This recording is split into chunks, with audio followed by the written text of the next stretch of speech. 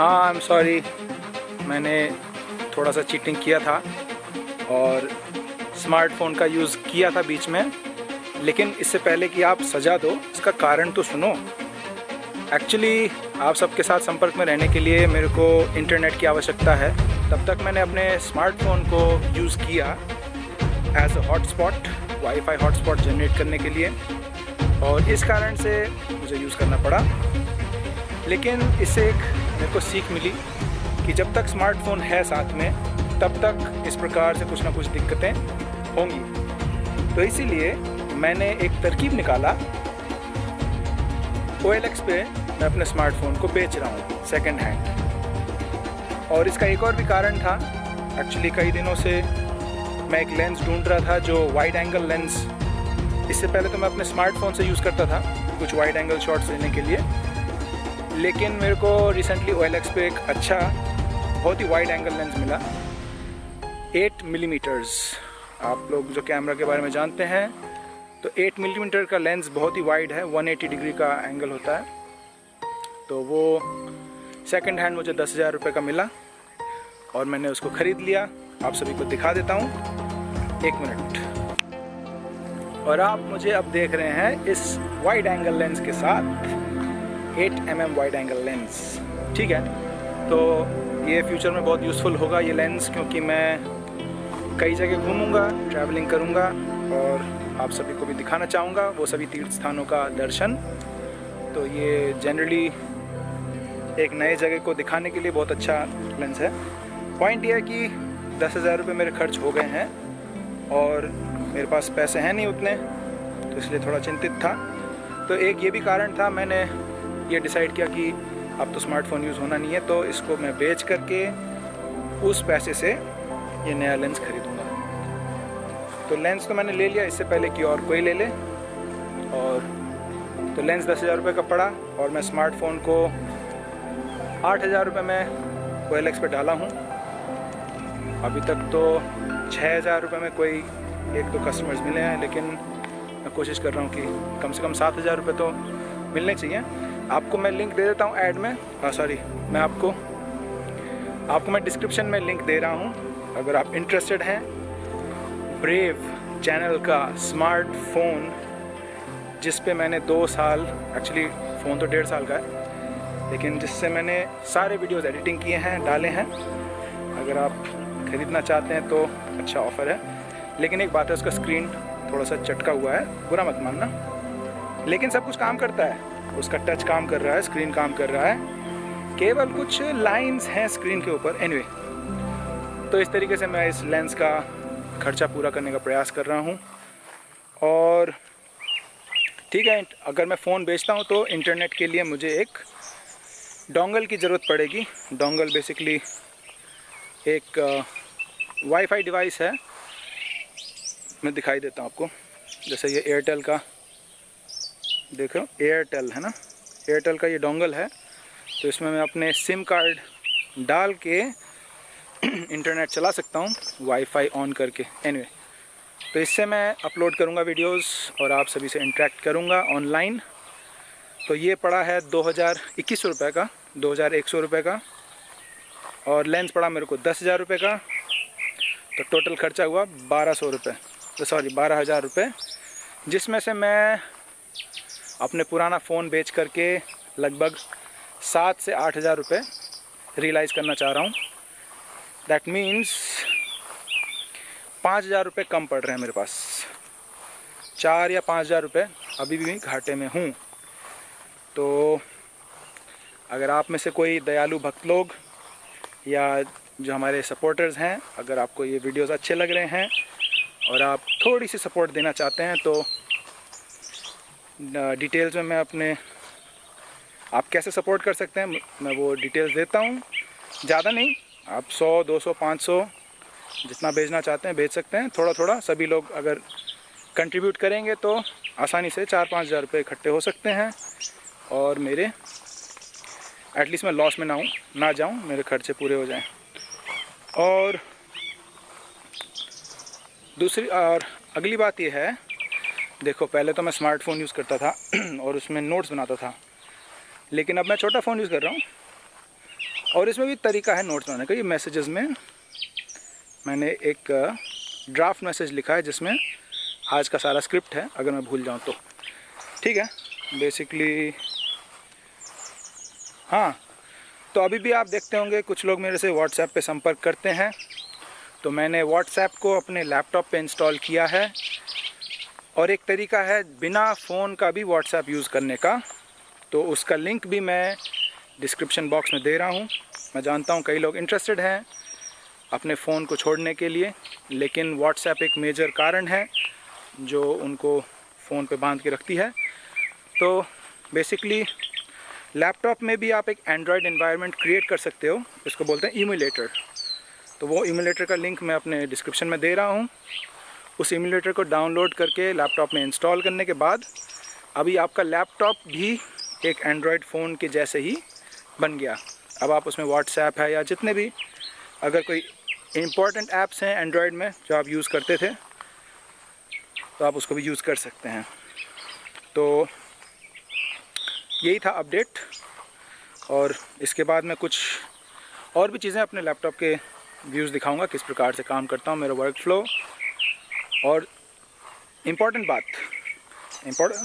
बात यह है कि मैंने क्या पढ़ाई किया प्रभुपाद जी के ग्रंथों का और प्रभुपाद जी के टीचिंग्स का, वो मैं आपके साथ शेयर करूंगा। तो अगर आप इंटरेस्टेड हैं तो देखते रहिए और प्रभुपाद की टीचिंग्स को हम सुनेंगे, पढ़ेंगे, समझेंगे, डिस्कस करेंगे। हाँ, एक बहुत अच्छा आइडिया है, नया आइडिया है। अगर आप लोग चाहें तो हम एक स्टडी सर्कल खोल सकते हैं।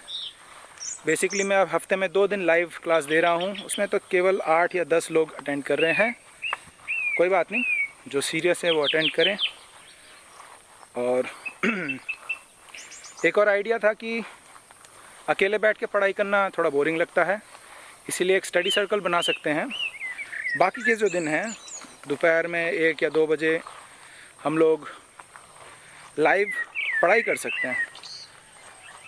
मैं जो भी पढ़ रहा हूँ मैं ज़ोर से पढ़ूँगा और लाइव पढ़ूँगा उसको। तो जो सुनना चाहते हैं वो कनेक्ट कर सकते हैं उस टाइम्स पे और मेरे साथ लाइव सुन सकते हैं उसको। अगर कोई क्वेश्चन हुआ उस डिस्कशन कर सकते हैं। अगर उस टॉपिक पे कोई क्वेश्चन हुआ, क्वेश्चन पूछ सकते हैं, हम डिस्कस कर सकते हैं उसको। और इस तरीके से पढ़ाई साथ में कर सकते हैं। ठीक है, तो अभी तक यही अपडेट्स हैं। एक बार फ़ोन बिक जाए उसके बाद तो ज़्यादा अपडेट्स हैं नहीं, क्योंकि बेसिकली मूल जड़ का तो हमने सफाई कर दिया। और मैं देख रहा हूँ लैपटॉप पे तो बहुत कम यूज़ हो रहा है, इंटरनेट का बहुत कम यूज़ होता है और बस काम से काम ही रहता है। तो इस तरीके से हेल्पफुल है। No smartphone challenge. तो अगर अभी भी आप संकोच कर रहे हैं, अभी भी आप चाहते हैं करना, मिनिमम रिक्वायरमेंट्स है कि आपके पास एक लैपटॉप हो या एक डेस्कटॉप हो जिस पे आप अपना बेसिक ज़रूरतें पूरा कर सकें, इंटरनेट का कम्युनिकेशन। तो आप देखिए मैं कर रहा हूँ, मैं तो ऑनलाइन तो प्रचार कर रहा हूँ, मेरा मेन काम मैं ऑनलाइन ही कर रहा हूँ, लेकिन फिर भी मैं तरकीब निकाला हूँ और सक्सेसफुली इसको कर रहा हूँ। तो आप भी इससे हिम्मत जुटा सकते हैं, इससे आप हौसला ले सकते हैं। संभव है, जहाँ चाह वहाँ रहा, कोई मुश्किल नहीं है, एकदम सेम ही चल रहा है। बस मेरे पास समय ज़्यादा है, अब स्मार्टफोन पे समय वेस्ट नहीं कर रहा हूँ। तो आप भी कर सकते हैं। Thanks for connecting. और अभी हम चलते हैं हमारे लैपटॉप वर्क फ्लो के वीडियो में, और साथ में the quotes of the week, या जो हमने अच्छा चीज़ पढ़ा आपके साथ शेयर करेंगे।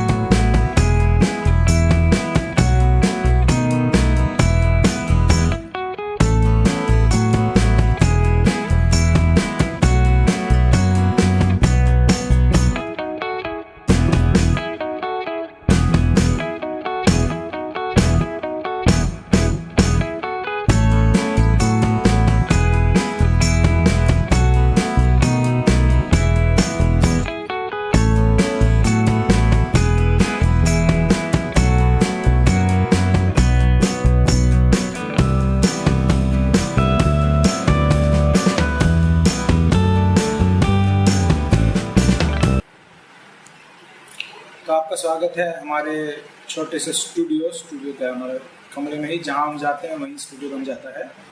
तो जैसे आप देख रहे हैं मेरा लैपटॉप अभी तक ठीक चल रहा है, और मैं जो सॉफ्टवेयर के साथ प्रॉब्लम्स फेस कर रहा था वो एक्चुअली प्रीमियर प्रो का जो नया एडिशन है, जब तक आप उसमें पे नहीं करते हो, रजिस्टर नहीं करते हो, तब तक वो आपको फॉर्मेट्स का थोड़ा दिक्कत देते हैं। इसलिए मैंने क्या किया, एक फ्री सॉफ्टवेयर डाउनलोड किया जिसका नाम है वीडियो पैड। ये एक वीडियो एडिटर है, बहुत ही छोटा सॉफ्टवेयर है और ऑलमोस्ट बराबर एडोब प्रीमियर प्रो के जितना ही परफॉर्मेंस दे रहा है, बल्कि कभी कभी तो और भी अच्छा लग रहा है मेरे को, सिंपल है ज़्यादा। तो इसमें मेरे 265 फाइल्स H265 खुल रहे हैं और एक्सपोर्ट हो रहे हैं, कोई दिक्कत नहीं है। तो जैसे आप देख रहे हैं ये आज का शॉट एडिट हो रहा है, और ओवरऑल मैं बहुत खुश हूँ। ये एकदम कम से कम मेरे रिक्वायरमेंट्स के हिसाब से कम दाम में मैंने ढूंढा एक लैपटॉप, और ये नीड्स को फुलफ़िल कर रही है। Ryzen 3 है और इसके साथ में 8 GB और 256 SSD, तो बहुत फास्ट है, तुरंत जल्दी स्टार्ट होता है, जल्दी शट डाउन हो जाता है। इसका स्क्रीन भी बहुत अच्छा है, HP का है, तो full HD 1080 by 1920 full HD screen है, और बहुत अच्छा स्क्रीन है इसका। बैटरी परफॉर्मेंस भी अच्छा ही है, ठीक है। तो ओवरऑल आई एम हैप्पी। मेरे स्मार्टफोन को छोड़ के मेरे को इससे भी अच्छा चीज़ मिल गया है वीडियोस को एडिट करने के लिए। तो ठीक है, ये अपडेट था मेरे टेक्नोलॉजी की तरफ से। और अभी कुछ प्रभुपाद जी के टीचिंग्स। तो मायापुर धाम में बहुत ही सुंदर दृश्य है, थोड़ा बहुत देख सकते हैं आप। अभी बारिशों का मौसम है, जुलाई, अभी अगस्त शुरू हो गया है, और हम प्रभुपाद जी का कोट्स पढ़ेंगे।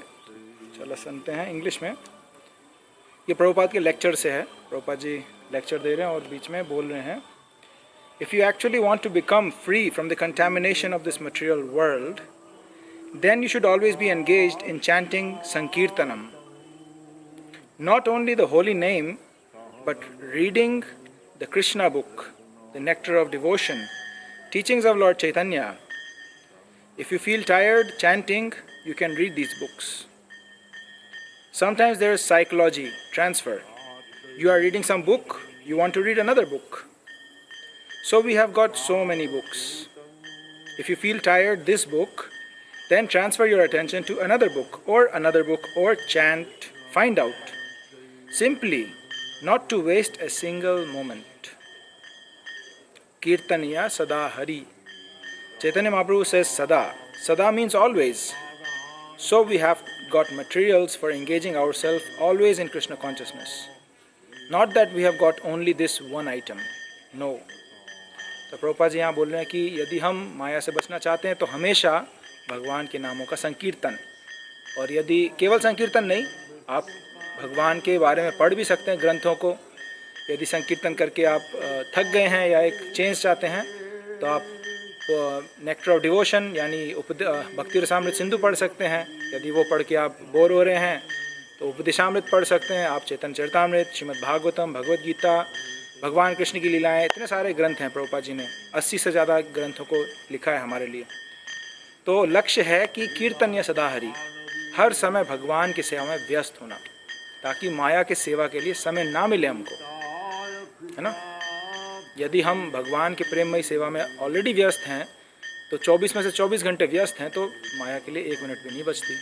लेकिन जहाँ हम खाली हैं, भगवान की सेवा से ब्रेक ले लेते हैं, तो वहाँ पर माया की सेवा शुरू हो जाती है और हमारे भक्ति में वृद्धि रुक जाती है। तो ये हमारा प्रैक्टिस है, इसको प्रैक्टिस करना है। कृष्ण अनुशीलन में, कृष्ण कार्यों में रुचि बढ़ाना है। तो प्रभुपाद जी अलग अलग नाना तरीके दिए हैं, श्रवणम, कीर्तनम, स्मरणम, वंदनम, अर्चनम, पाद सेवनम, दास्यम, सख्यम, आत्मनिवेदनम। इन 9 प्रकार से हम भगवान की भक्ति में बारी बारी से चेंज कर सकते हैं, ताकि हम बिजी रहें। अब अगला पॉइंट है, प्रभुपाद के लेक्चर्स में से दोबारा पढ़ रहे हैं। एंड द वेदास से even when the soul is within this material existence, it is not mixed up. ये बहुत ही डीप पॉइंट है, जिनको फिलॉसफी अच्छी लगती है ये पॉइंट अच्छा लगेगा। It remains always separate. Just like if you put a drop of oil in the water, it does not mix. Although it is in the water, it does not mix. Similarly, the spirit soul, part and parcel of God Krishna, although in the material world he does not mix. ठीक है, तो हम जीवात्मा हैं, आए तो हैं भौतिक सृष्टि में, लेकिन भौतिक सृष्टि के साथ मिलते नहीं हैं, हम मिक्स नहीं होते हैं, हमारा अलग अस्तित्व बना रहता है। और भगवद गीता में भी कई जगह भगवान बता रहे हैं, खासकर 13 अध्याय के 30वें श्लोक में और 13 अध्याय के 32वें श्लोक में। इसका स्क्रीनशॉट मैं दे देता हूँ और मैं पढ़ के भी सुना दूंगा बाद में रिकॉर्ड करके। तो ये बहुत ही इंपॉर्टेंट पॉइंट्स हैं और वेदों में भी बताया गया है। तो प्रभुपाद आगे बोल रहे हैं, Therefore, if there is a process, just like you can pick up water by some process immediately, similarly by Bhakti Yoga process, although the spirit soul is floating in this material ocean, he can be picked up immediately. He can be picked up. And Asanga Yam Purusho, the Vedas say that this Purusha, the spirit soul, always remains unmixed. Unmixed. तो ये बहुत अच्छी बात है। जिस प्रकार आप तेल का बूंद यदि पानी में गिर जाए तो तेल ऊपर तैरती है, पानी के साथ मिक्स नहीं होती। यदि आप उसको हिलाएं भी और मिक्स भी हो जाए, छोटे छोटे बूंद बन जाएं, फिर भी वो बूंद छोटे छोटे बूंद मिल करके फिर से तेल का बूंद बन के ऊपर आ जाते हैं। तो इसी प्रकार से जीवात्मा को शुद्धिकरण का एक उपाय, कृष्ण चेतना, कृष्ण भावना भावित होने का उपाय प्रभुपाद जी दे रहे हैं, हमारे शास्त्र दे रहे हैं। तो यदि हम करें तो हम इस भौतिक प्रकृति से अलग हो सकते हैं और वापस भगवान के धाम लौट सकते हैं। अगला प्रभुपाद के लेक्चर से एक और बात है, The Shudras have no facility, neither the women have got the facility to go to the Gurukul and become a brahmachari and remain there and learn the Vedic literature. Because women were not allowed, neither could follow.